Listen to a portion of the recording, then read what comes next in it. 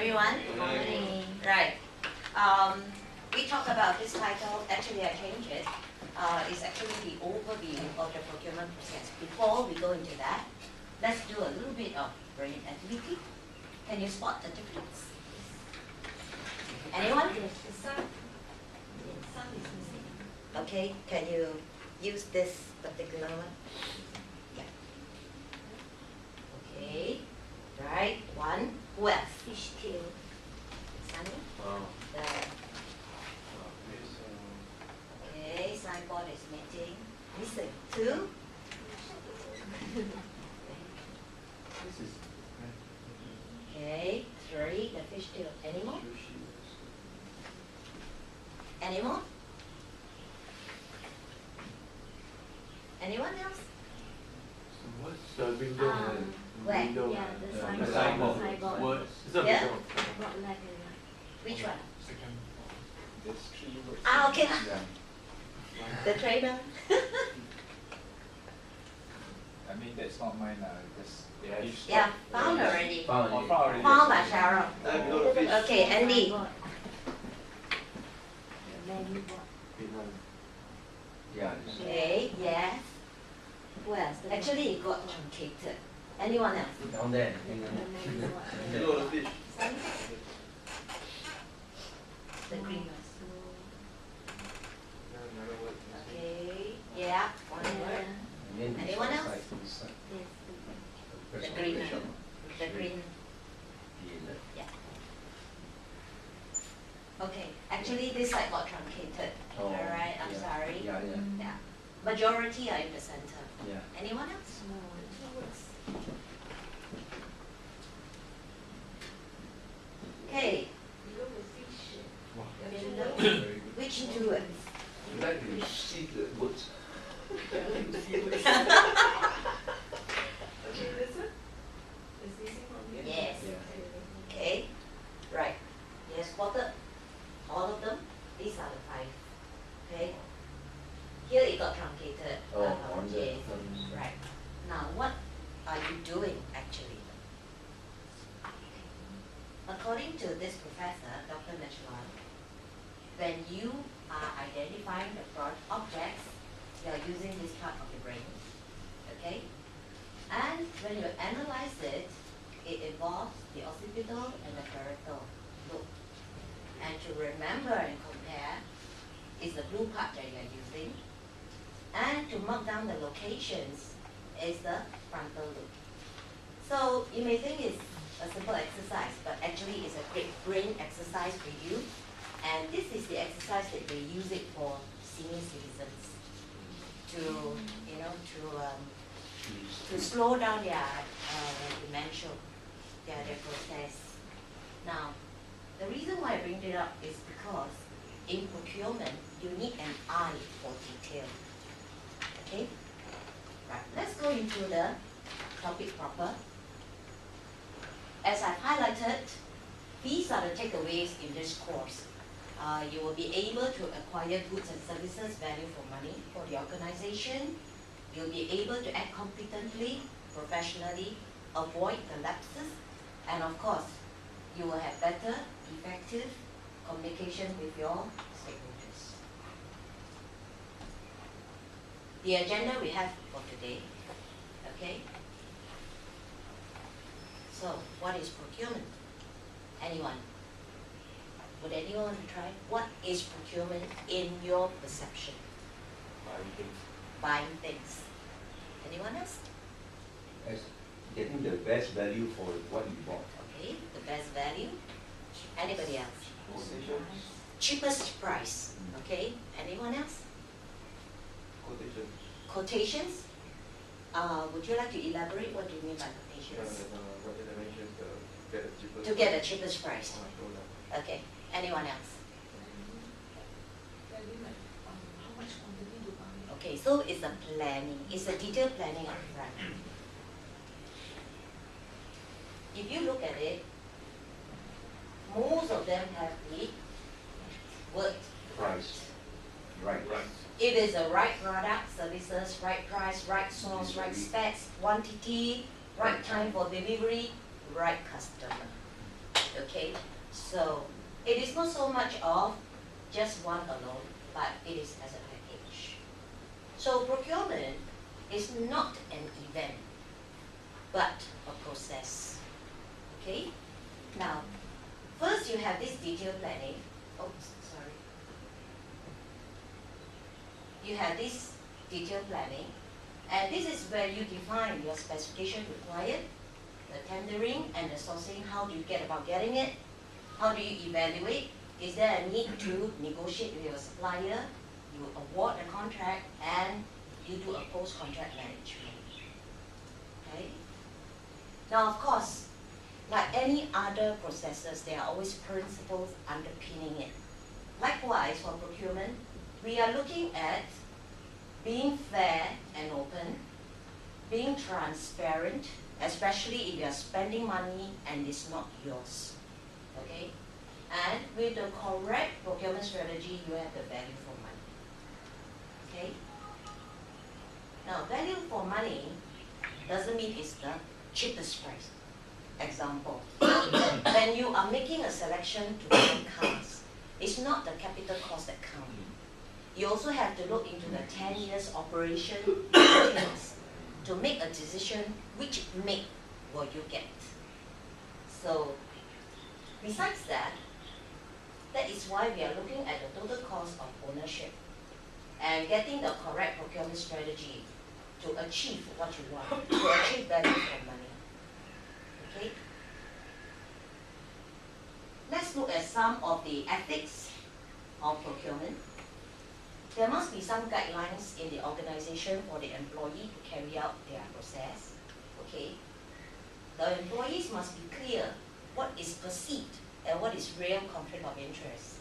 If let's say that their uncles, their aunties came in for the tender proposals, they submit proposals, what must the officer do? They have to declare conflict of interest. The officer also have to ensure that there's enough competition in the entire process, and there must be rationale documentation of the methods used, and of course, there must be written procedures for all the methods for the organization employees to follow. Okay? Now, let's look at this case.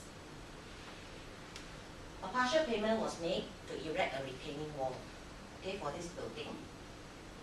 It was mutually agreed between the buyer and the seller, and there was no contract between them. What do you think of this case? Kenneth, what do you think?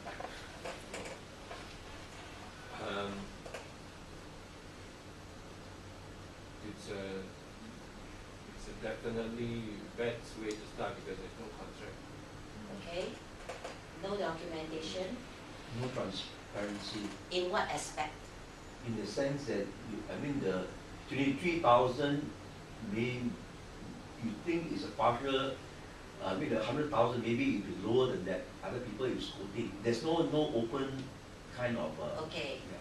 no open Yeah. competition. Yeah, correct. The retaining wall full value is about 100,000. This down payment was made for it. Yes, no transparency. Any other observations? Any other observations? Why was there no contract? No contract. Now, when there's no contract, who will own the most risk? The buyer.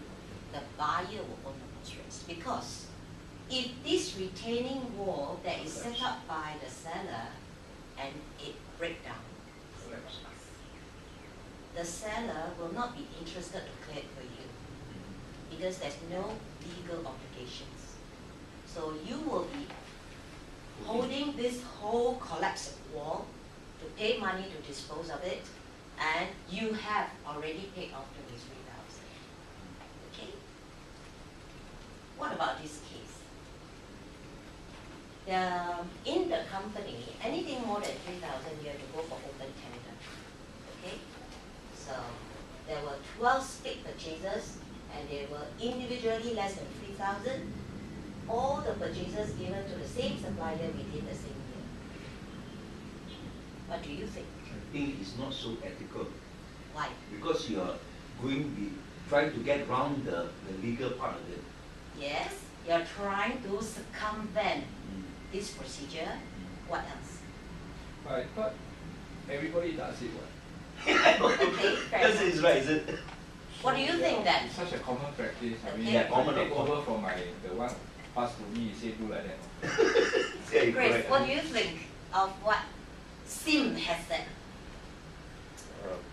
He's my boss. That's not asking. That's right. Whistleblower now or not? Look, we talk about being ethical, we Yeah. talk about principles, being transparent, being fair.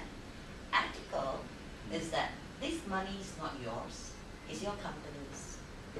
So how do you manage it so that you can withstand scrutiny? Yeah, right. Okay? Now, I agree with you. If it's your money, you can do what you want. If it's a company money, you have to reap the value for money. You have to reap economy of scale. So by splitting it up, you lose that leverage. Okay? If you have combined it, yes, you probably get a bulk discount. Now, what is even more unethical is, if you look at the last one Same whereby supplier. you went to the same supplier within the same year, it rings some alarm. You know, the bell will ring. Why? Maybe they're relatives. Maybe they kahoot. Okay?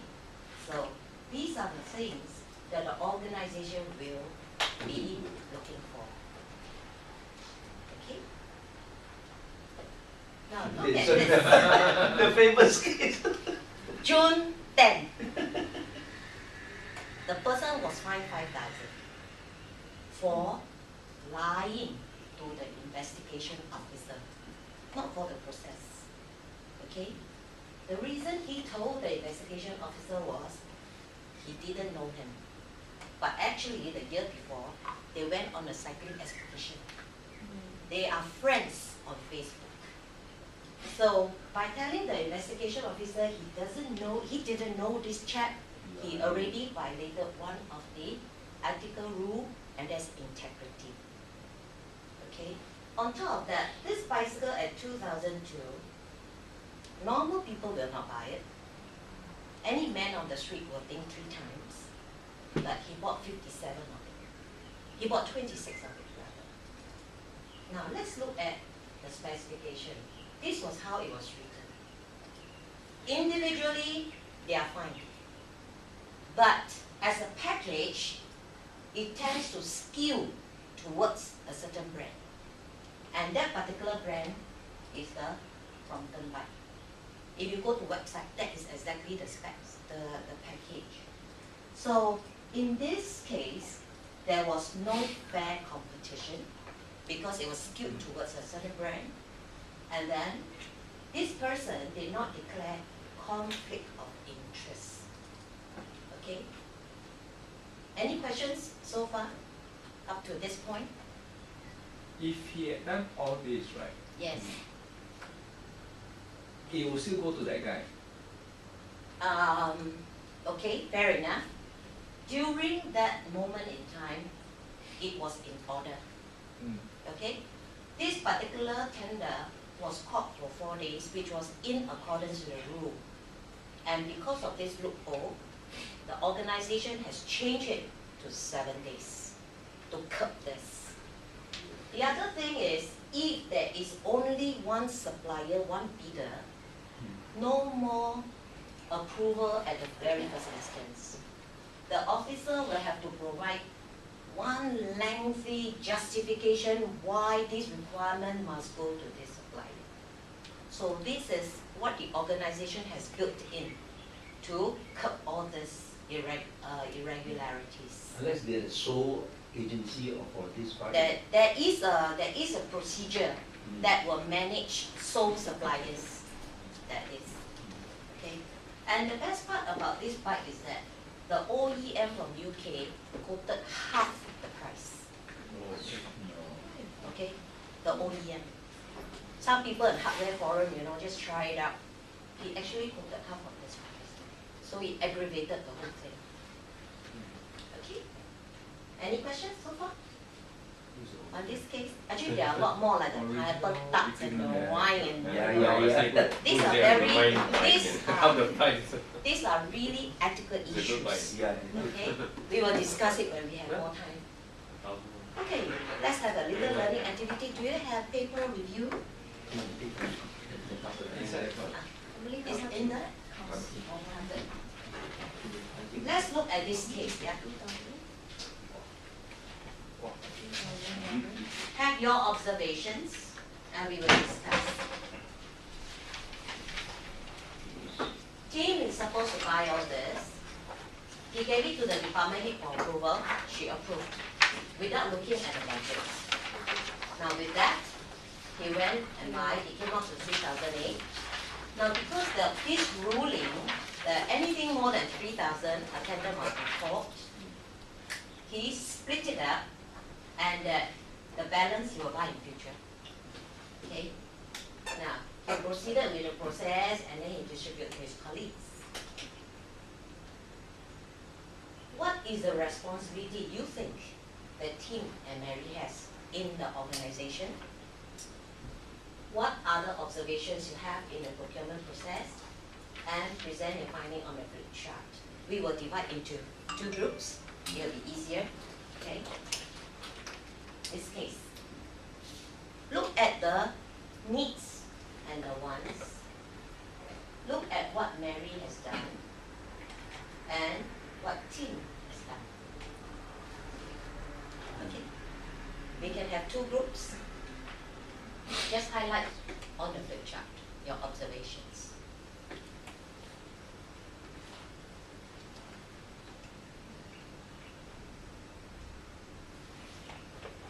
Okay.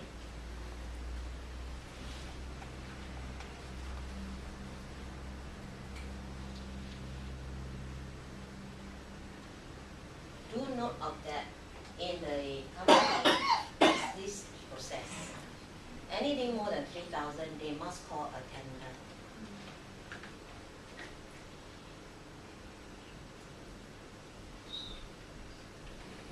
Okay, you can put it on the flip chart once you have some observations. Yeah. You can put it in point form.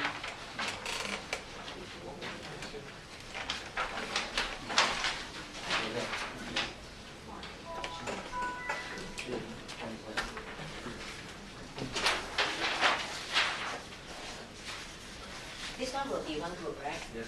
Okay.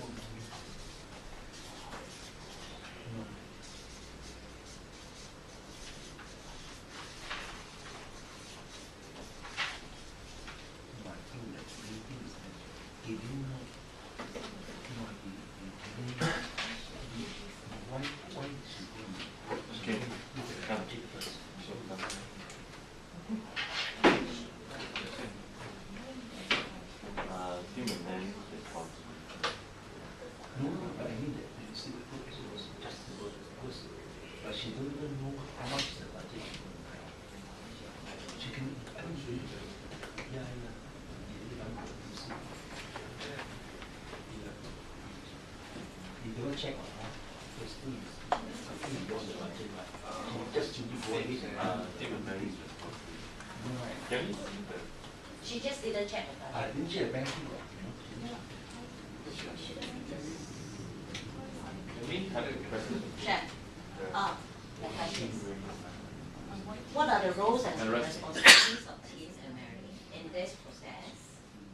What other observations you have? Right. Roles and responsibilities. Any other observations in this?